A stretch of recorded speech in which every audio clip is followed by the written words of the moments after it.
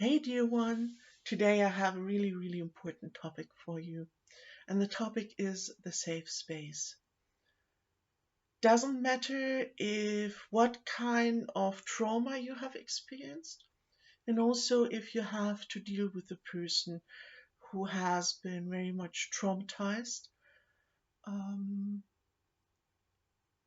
the safe space, to provide the safe space, is the most important thing that you have to offer for someone else or that you have to offer to yourself.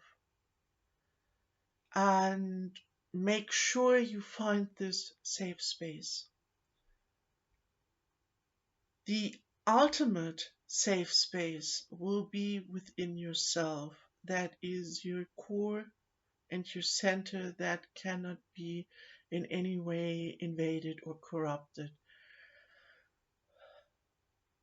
But such a situation that is creating trauma is actually making us doubt in our in ourselves. It gives us a feeling as if we are powerless or helpless, or that we are wounded, and this gives us a feeling of vulnerability.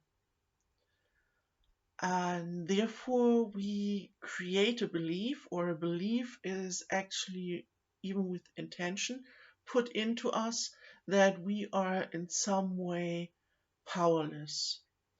And I've said it before, beliefs are a really, really dangerous thing. Kick out beliefs out of your life. Such a belief would actually um, make sure that there is looping happening in your life, that something is reoccurring, that the trauma will play out again, or the abuse will take out, will play out in some other ways in your life, as long as you still hold on to this belief of powerlessness. So, but if you are freshly traumatized, or even if it's long ago, it might not be so easy for you to let go of that belief. So, okay, the first thing is, it is the fresher the trauma is, the easier it will be to heal when the safe space is offered. Because then the wound isn't so huge and so deep, and the false belief didn't enter into our system so extremely. Um, the safe space is a reason I've said it very often to people. If you come along to someone, for example, who had an accident, doesn't matter what happens around, just go to this person, having human, someone human being there, just laying the hand on their back and saying, okay, help is on its way. If you just do this, this might spare this person years and years of therapy. Cause this is what you actually then do. If you just say this person, okay, help is on its way, and give them the feeling, okay, there's another human there.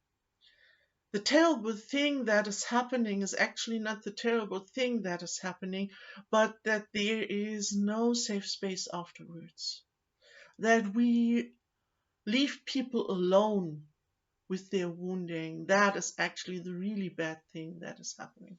Okay, so if you come along someone who is injured in some way, make sure you just give them this compassionate human um, presence, and that will already help. While maybe medical helpers or something like that are on their way. Um, Humans would prefer any time to have a safe space, before having um, I don't know, some medicine taken in this moment. It is really because this is on a soul level. The safe space is working on a soul level. The injuries are very often on a physical level, what of course we have to take care of that. While the injuries on a soul level and the false belief of not being safe and being powerless, they might play out again and again and again, even into other lifetimes. Yeah. So this is really, really important. And if you yourself have experienced being traumatized in some way, you have to take care for yourself. You have to be the person who is creating a safe space. And this has many layers to it. Ultimately, you have to find the safe space within yourself by coming home to yourself and by bringing home those parts of you that might have been split off in that moment of wounding. Um, in shamanism, that was known already, so this is nothing that is new. This is known since a long, long time that actually we kind of leave a part of us behind in such a situation. But there's a huge difference between indigenous people and our modern world. While we might have all kinds of comfort on the outside, we have lost very, very essential knowledge, and we are not very well equipped when it comes to providing this safe space. And the reason is that the people around you have no clue how to deal with such a situation, and they themselves are wounded people. So, if you go to a wounded person, someone who's themselves traumatized but not facing their own trauma, um, they will be no help for you. That's the problem. So be really, really careful who you ask for help, because most people will not be equipped for that. And I will speak in another episode about that. That has also to do why people don't support you, why they don't believe you. This is going to be a separate topic. But today it's just about the safe space in itself. And just be aware that most people are not able to provide that. They are not able to assist you to process what happened. And so you have to be the one who is taking care of that. And I know this sounds a little bit terrible that you yourself have to take care that you find this safe space, but see it from another point of view. This actually is your first step to realize, okay, you're not powerless. That's not true. That is a lie. Um, you can call for a help organization.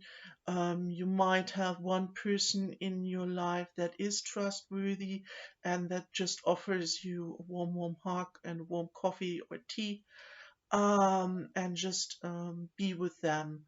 And if they are not able to speak with you about that, just if you just have that, that's already a lot, because actually the work that is really crucial has to take place within yourself anyways.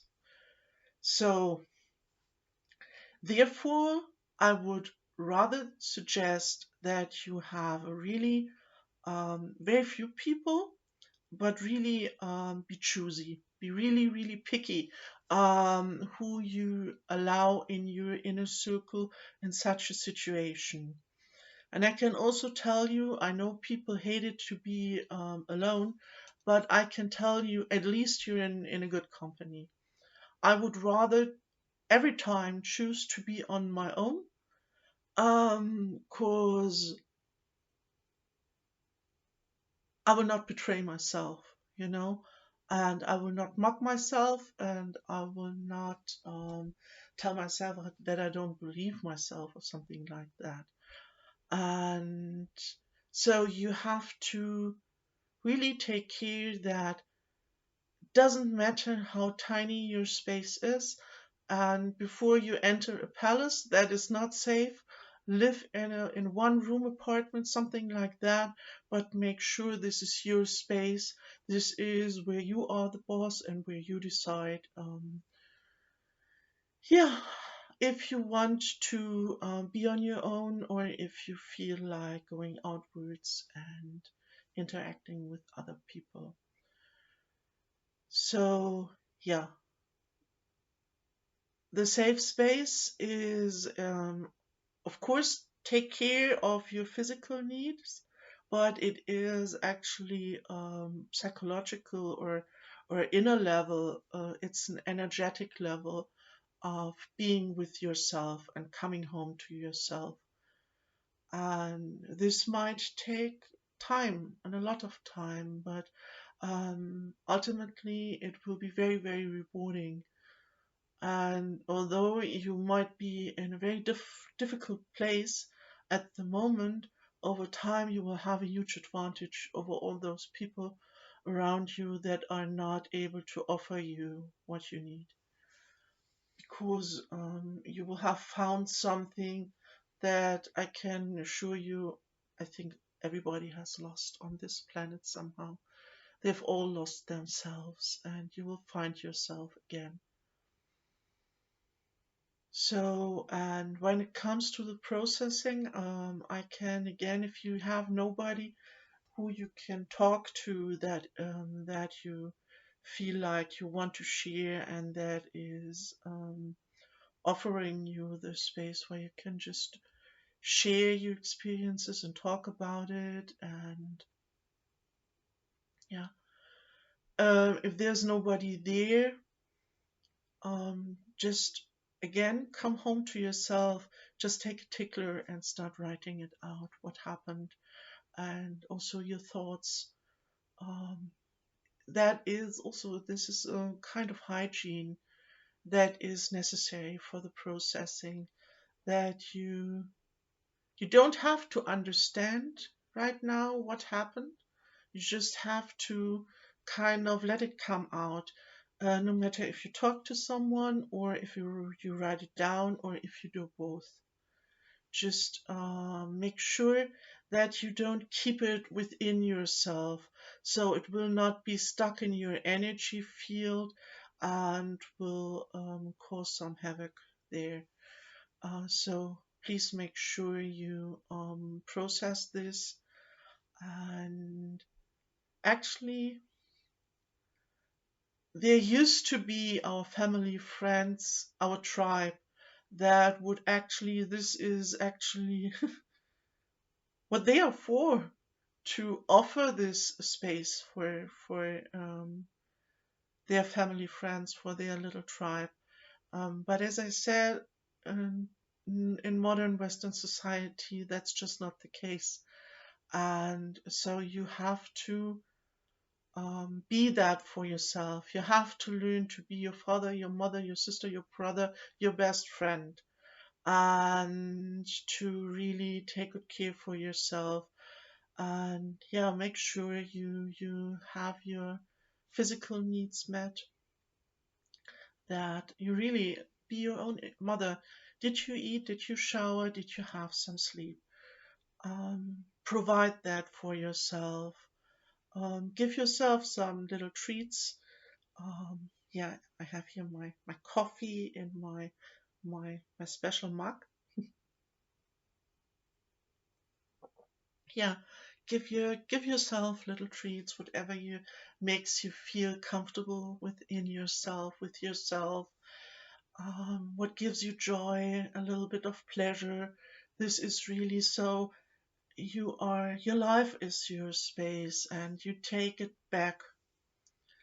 If you have had a situation where you felt wounded, betrayed, helpless, whatever it might have been, make sure that you find back into this you with you, and that you realize, okay, actually there is someone who cares, and that's me. And you will never lose yourself, not over thousands of years. So make sure to have a really, really good relationship with yourself, and that you offer the safe space for yourself, because this is actually you're coming home to yourself. That is heart and soul, and yeah, that's who you are. And yeah, I know if you listen to that, you must have been quite through something, or someone that is dear to you must have been through quite something. And I know it's really, really difficult. But as I said, actually, everybody has something, might not have been as severe as what you have experienced, but everybody has some trauma within themselves and some wounding. And that's the reason why it is so difficult to find people um, who actually assist you on your journey, and who are safe to be with. And so you will have, when you come out of this, you will have a huge advantage, because you will be such a person. You will be it for yourself, and you will also be it for others. What is the reason why I'm recording this video? I've been there, I've done that. Yeah. And you will come out of that stronger than you have ever been. I can assure you that. Just take time and space, and be really, really loving and gentle towards yourself. Okay, until next time, take care. Your Natalie.